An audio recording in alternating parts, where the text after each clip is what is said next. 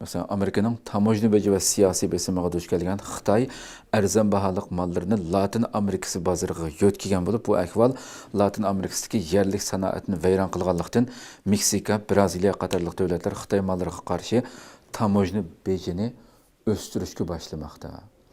Bu Xitoyning to'kma qilish jinoyati bu davlatlarga xos bir narsa emasligini hammamiz bilamiz.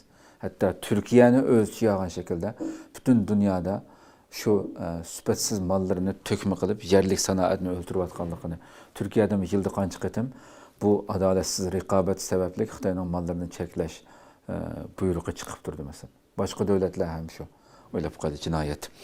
Avstraliyaning 2015-yili Xitoyning Lanchao guruhiga 99 yillik muddat bilan ijaraga bergan Darwin portining igdorchiligini qaytarib olishni talab qilishi Avstraliya bilan Xitoy o'rtasida jiddiychilik paydo qildi. Bu haftadagi muhim xabarlarimizdan biri bu.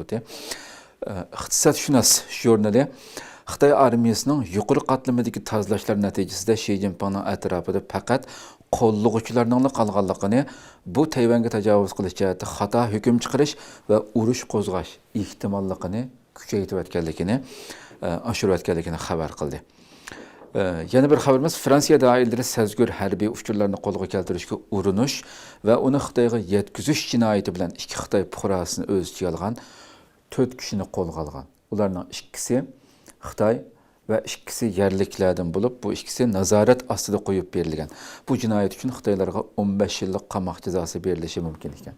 Qo'yib berilgan ikkisi şu uskunlarni Xitoylar bu jasus Xitoylar ishlatgan uskunlarni chegaraga shu davlatning Fransiyaga kelishiga yordam berganlar ekanda, buni ham nazorat ostida qo'yib berilganlar bular.